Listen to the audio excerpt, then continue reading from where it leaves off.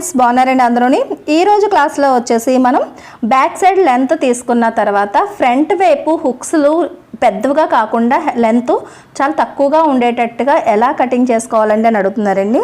మనకి ఇలా back side మన కటింగ్ అయిన తర్వాత క్రాస్ కటింగ్ అని చెప్పేసి ఫస్ట్ మనం ఇలా క్రాస్గా ఫ్రంట్ కటింగ్ చేస్తాం.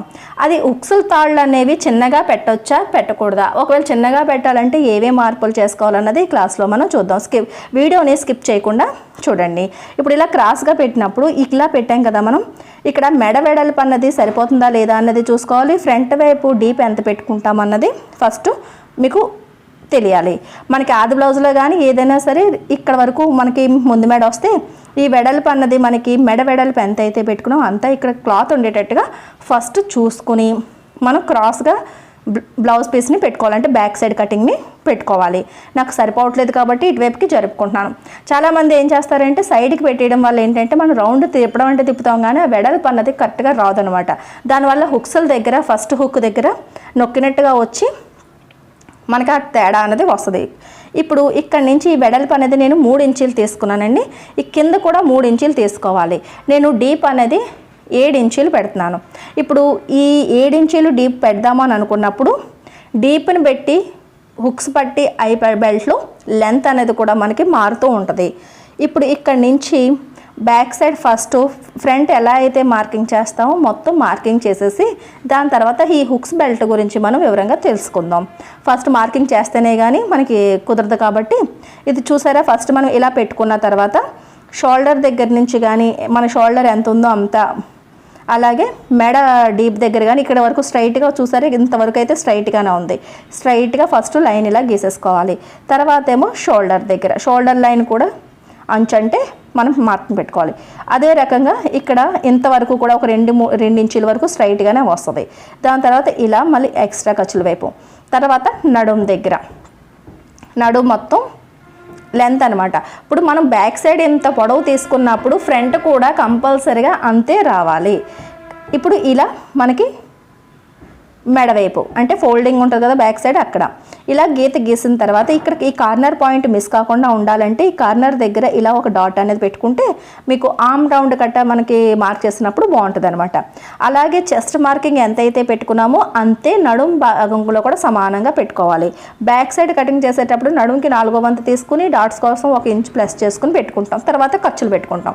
ఇప్పుడు ఏంటంటే చెస్ట్ భాగం ఎంతైతే ఉందో అంత నడుంకి పెట్టుకోవాలి. అంటే ఇటువైపు ఇక్కడ ఎంత పెట్టారో ఇక్కడ నుంచి ఇక్కడికి ఎంత పెట్టారో ఇక్కడ కూడా అంతే ఉండాలన్నమాట. ఇప్పుడు ఇలా మనం మార్కింగ్ చేసిన తర్వాత ఇప్పుడు వీటన్నిటిని కలిపేస్తే మనకి బ్యాక్ సైడ్ ఎలా అయితే వచ్చిందో ఫ్రంట్ కూడా సేమ్ వస్తుంది. ఇది చూడండి, ఈ డాట్స్ దగ్గర నుంచి ఇలా కలిపేమో అంటే ఆర్మ్ డౌన్ అన్నది కార్నర్ పాయింట్ పర్ఫెక్ట్గా వస్తుంది అనమాట. ఇప్పుడు మనం ఇక్కడ లోత్ అనేది తీసుకోవాలి. బ్యాక్ సైడ్ ఎంతైతే మనం మార్కింగ్ చేసుకుంటామో అంతే, దానికన్నా 1 ఇంచ్ తగ్గించుకుని కిందకి మార్కింగ్ చేసుకుంటే ఈ లోత్ అనేది వస్తుంది. ఇప్పుడు పర్ఫెక్ట్గా మనకి ఈ లోత్ అనేది క్లియర్గా కరెక్ట్గా ఈ పాయింట్ దగ్గర తెలుస్తుంది అనమాట. దాని తర్వాత ఇక్కడ నుంచి ఇలా మార్కింగ్ పెట్టుకున్న తర్వాత సైడ్ ఉంది కదా, ఇక్కడ 2 ఇంచులు ఖర్చులు కని పెట్టాం కదా, ఈ ఖర్చులు మార్కింగ్ కూడా పెట్టుకోవాలి. చూసారు, ఈ 2 ఇంచులు నేను ఖర్చులు కని పెట్టాను. అంటే చెస్ట్ మార్కింగ్ తర్వాత 2 ఇంచులు ఎక్స్ట్రా మార్జిన్ కోసం అని పెట్టుకున్నాం. ఇలా పైనుంచి ఈ కిందకు కూడా ఇలా లైన్ గీసేసుకొని ఈ 2 ఇంచుల ఖర్చులు కూడా మనం మార్కింగ్ చేసేసి ఇది కూడా స్ట్రైట్గా గీసేసుకోవాలి. అలా గీయడం వల్ల ఏంటంటే మనం ఈ మార్కింగ్ కూడా చేయడం వల్ల ఏంటంటే ఫ్రంట్ వైపు షేప్ తీసినప్పుడు పర్ఫెక్ట్గా వస్తుంది అనమాట.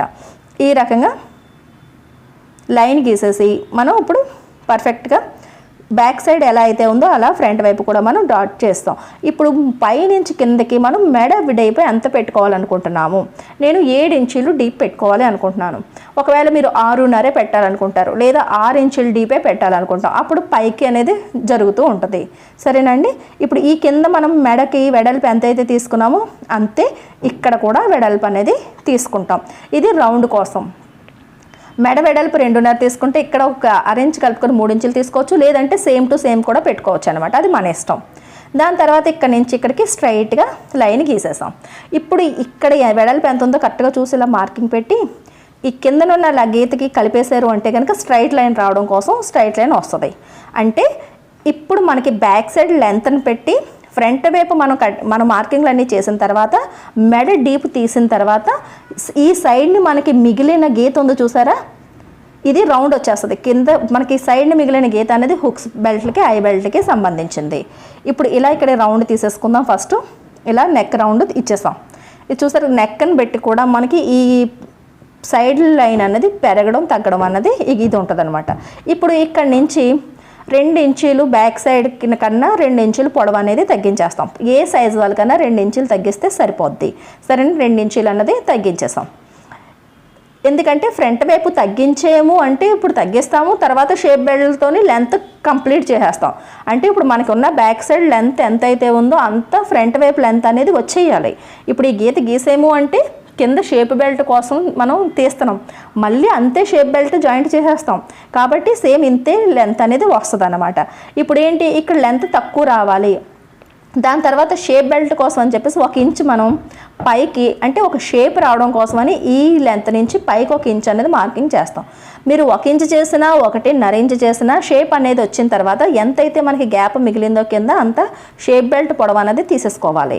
ఇప్పుడు ఇక్కడ నుంచి 3 ఇంచుల దగ్గర డౌన్ చేసామనుకోండి, ఇదంతా షేప్ కోసం అనమాట. ఇది కూడా చూపిస్తే మీకు ఒక క్లారిటీ వస్తుందని నేను చూపిస్తున్నాను. ఇక్కడికి 1 ఇంచ్ కానీ లేదంటే ఎక్కువ సైజు ఉన్న వాళ్ళైతే 30 ఇంచ్ వరకు కూడా కిందకి అనేది జరుపుకోవచ్చు సైజుని బట్టి. ఇక్కడికి ఇలా మనం పెట్టిన తర్వాత ఈ షేప్ కోసం అని చెప్పేసి ఇప్పుడు 1 ఇంచ్ ఇక్కడ నుంచి షేప్ తీయడం కోసం, ఈ రౌండ్ షేప్ రావడం కోసం అనేది ఇక్కడ కలిపి మళ్ళీ ఖర్చుల దగ్గరకు వచ్చేటప్పటికి ఇక్కడికి 1 ఇంచ్ పైకి ఇలా తీసుకురావాలి. అలా అయితే రౌండ్ షేప్ అనేది పర్ఫెక్ట్గా వస్తుంది అనమాట.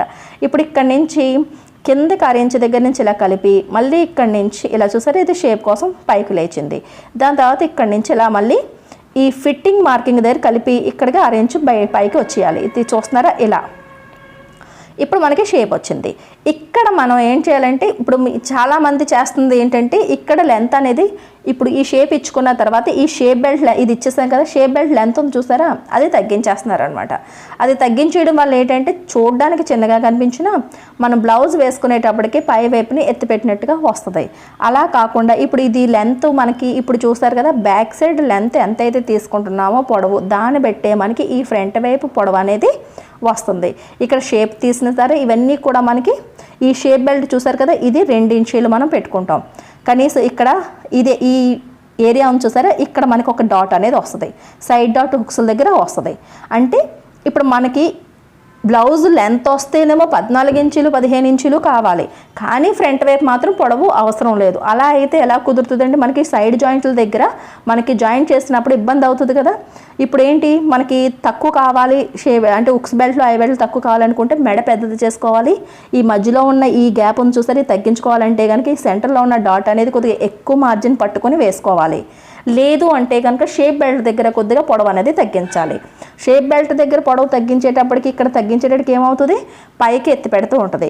ఆ మాత్రం దానికి బ్యాక్ సైడ్ అంత పొడవు ఎందుకు పెట్టుకోవాలి, బ్యాక్ సైడ్ పొడవు ఎక్కువగా పెట్టుకోవాలి అని అనుకుంటున్నారు అంటే మనకి లెంత్ సరిపోవట్లేదని అర్థం. కాబట్టి ఫ్రంట్ వైపు కూడా లెంత్ పెట్టుకోవాలి.